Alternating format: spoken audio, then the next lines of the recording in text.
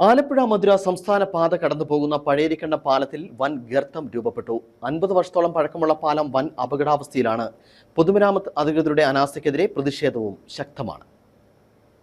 ആലപ്പുഴ മധുര സംസ്ഥാന പാത കടന്നുപോകുന്ന ചേലച്ചൂട് വണ്ണപ്പുറം റോഡിൽ പഴയരിക്കണ്ടം പാലത്തിലാണ് വൻ ഗർത്തം രൂപപ്പെട്ട് പാലം അപകടാവസ്ഥയിലായത്. ദിനം പ്രതി 100 കണക്കിന് ഭാരവാഹനങ്ങൾ കടന്നുപോകുന്ന 50 വർഷത്തോളം പഴക്കമുള്ള പാലം വൻ അപകടാവസ്ഥയിലാണ്.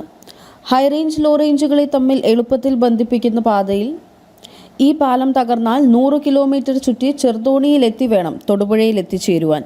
ആലപ്പുഴ മധുര സംസ്ഥാന പാതയുടെ ഭാഗമായിട്ടുള്ള വണ്ണപ്പുറം ചേലച്ചുവട് റോഡിൽ പഴയരിക്കണ്ടത്തിനും കഞ്ഞിക്കുഴിക്കും ഇടയിൽ വരുന്ന പ്രദേശമായ പിള്ള സിറ്റിയിൽ ഏതാണ്ട് 50 വർഷത്തിന് മുകളിലായിട്ട് നിർമ്മിച്ചിരിക്കുന്ന ഒരു പാലം, അതായത് ഈ പിള്ള സിറ്റി പാലം എന്നാണ് ഇതറിയപ്പെടുന്നത്.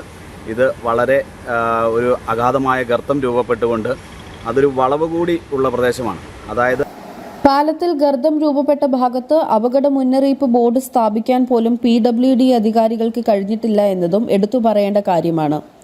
പ്രദേശവാസികൾ നാട്ടിയ മരക്കമ്പ് മാത്രമാണ് ഇപ്പോൾ അപകട മുന്നറിയിപ്പ് ബോർഡായി ഉള്ളത്.